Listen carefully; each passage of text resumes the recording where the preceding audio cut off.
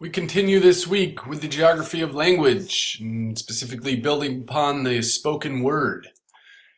We should start off with a common understanding of what we mean by language, essentially a mutually agreed upon system of symbolic communication that has a spoken and usually a written expression as well, but not always. It provides the single most common variable by which different cultural groups are identified and by which groups assert their unique identity. So that's pretty interesting here in our study of cultures. As well, language facilitates the cultural diffusion of innovations and shapes the way we think about, perceive, and name our environment. So a lot of geographical elements coming up here when starting to think about what language provides for us as humans, as culture, and scaling outwards from there as well. To look at region first here, we can begin to understand the importance of dialects, variant forms of language where mutual comprehension is possible, and how that's a bit different from separate languages, being those which cannot be mutually understood. There's about 7,000 languages and many, many more dialects around the world today. An interesting note here is what's known as lingua franca. It's the existing or well-established language of communication and commerce that's used widely where it's not a mother tongue usually. For instance, Swahili in much of East Africa, parts of West Africa, Arabic, even though it's not the mother tongue from there, it's the lingua franca, far from Arab countries even. English, for instance, is certainly the lingua franca of this continent, North America. So here we have a map of the major linguistic formal cultural regions of the world. As it points out, though there are thousands of languages and dialects, they're grouped in just a few linguistic families that we see here. Indo-European language family representing about half of the world's population. Spanning from Europe over to India. And nowadays it's spread in part throughout the world because of colonial European powers.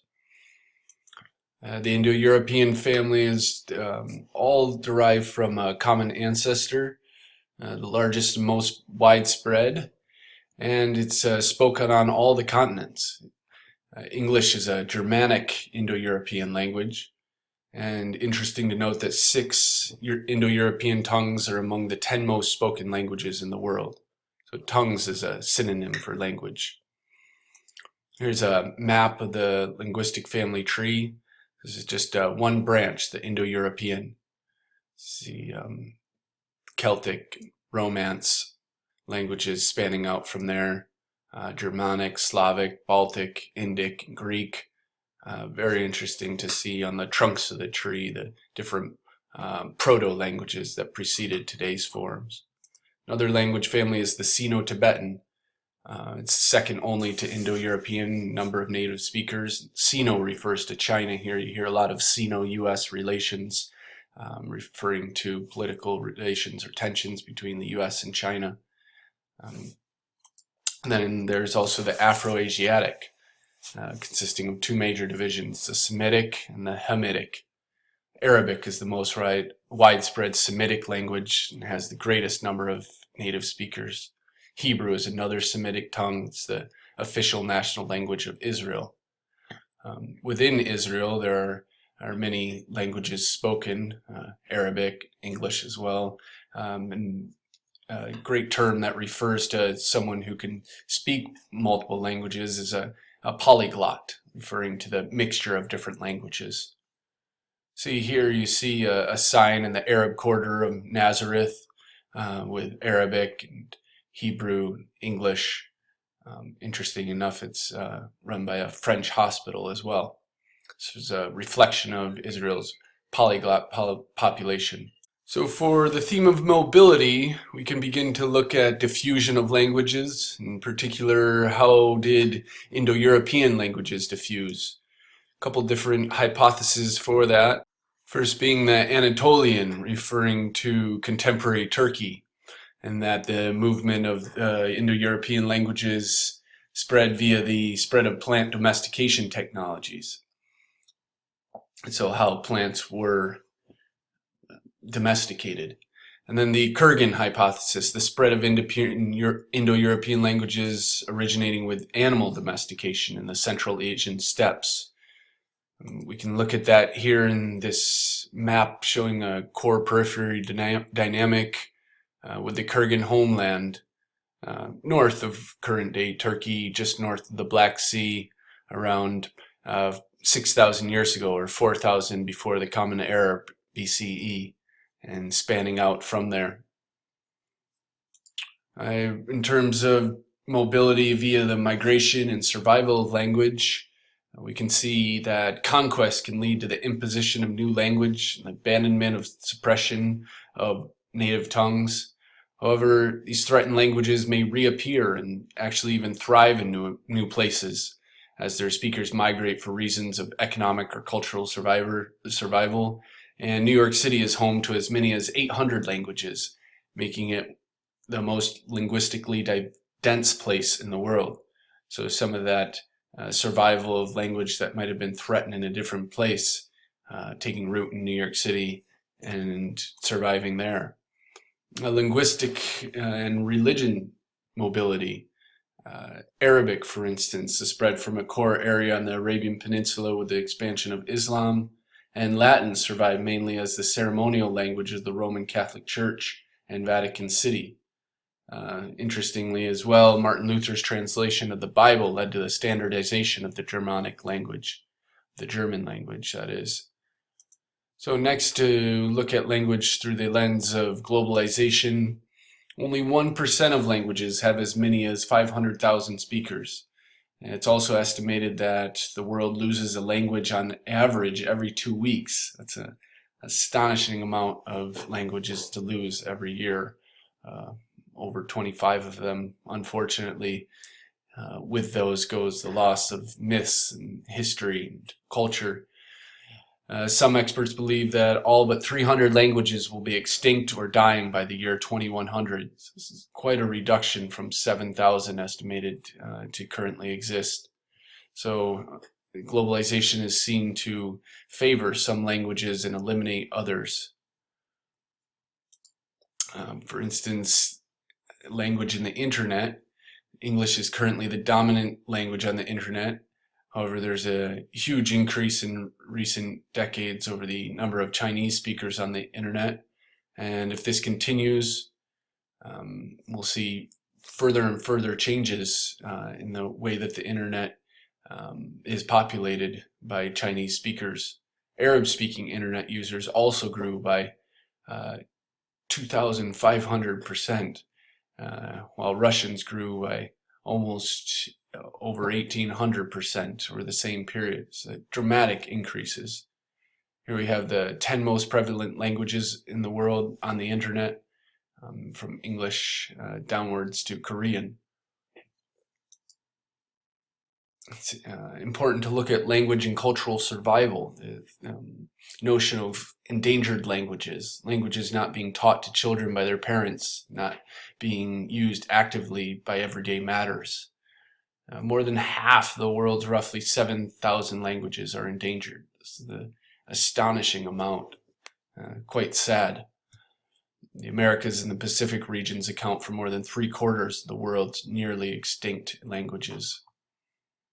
Here we have a map of global language hotspots, the areas where they're under most severe threat of extinction. Particularly in North America, the Northwest, Pacific Northwest area and southwest of Canada, eastern Siberia and central Siberia of Asia. And in South America, some very severe hotspots, southern Colombia, western Brazil, northern Bolivia. And through the lens of our nature culture theme, we can look at how do languages and the environment interact. There's two main ways here, is via specific physical habitats in which languages evolve, help shape their vocabularies. So mountainous areas that we'll take a look at in a little bit are often at play here. And also the environment can guide migrations of linguistic groups, provide refuges for languages in retreat. valleys in the Himalayas functioned like this for Tibetan speakers. Habitat and vocabulary is a very significant dynamic. For instance, in Spanish, it's especially rich with words describing rough terrain, and as well, Celtic languages have a lot of words to describe different types of topography. And similarly, English, there's a lot of words describing flowing streams and wetlands. As you can imagine, due to the large amount of streams and wetlands in England. Here we see a map of how the environment provides a linguistic refuge in the Caucasus Mountains. Because physical barriers can discourage groups from migrating from one area to another, they often serve as linguistic borders, and inhospitable areas provide protection and isolation, often provide minority linguistic groups refuge from aggressive neighbors. And this is why they're called linguistic refuge areas. So you see the Caucasus Mountains here with several different countries and many different language groups. In terms of cultural landscape, we can look at the very important term of toponym. Topo just refers to terrain, earth, and nym is actually name. So we have a place name as the simple definition for toponym. And oftentimes this consists of two parts, the generic and the specific. So for instance, just east of San Francisco Bay Area is Vacaville. Obviously vaca stemming from the Spanish vaca for cow, and ville coming from English, similar to village. So here we can begin to understand how toponyms are valuable in both tracing the spread of a culture and in reconstructing cultural regions of the past. So the Spanish settlement of the San Francisco Bay Area, bringing in domestication of cows and other agriculture as well. Toponyms and cultures of the past, we can see how place names often survive after the culture that produced them vanishes, thereby preserving traces of the past. So places such as Truckee, California, named after a Native American, the Stanislaus River, named after another Native American, even Stanislaus County, Stanislaus National Forest. Lots of native names within the Sierra Nevada, which itself, of course, is named by the Spanish. No toponyms are permanently established, more so than those identifying physical geographic features. The Spanish did a woefully, wonderfully posed job at erasing native toponyms, physical geographic toponyms from most of the landscapes of California, but some do exist, and especially in other parts of the world, we can see how other parts of our country, you can see how Native American names have survived, such as the Onondaga River of New York State, the Ohio River, the Mississippi River. Also Aboriginal place names in Australia, and Arabic place names survived in Spain and Portugal, show some of this evidence of cultures through time. Here's India's post-colonial toponym shift, particular Bombay becoming Mumbai, and Madras becoming Chennai in the eastern coast there, after 50 years past English colonizers quitting India. So you can see how there's a whole political economy of place names, how places often bear the names of wealthy or individuals, corporate sponsors more and more so, people being paid to allow companies to use their cars as mobile billboards, and even how this is playing out in items of clothing and accessories bearing the names of designers, walking advertisements that people proudly display, oftentimes without knowing the full political economic effects. Here you see the University of Louisville sports stadium being sponsored by Papa John's, and also a slew of other corporate sponsors.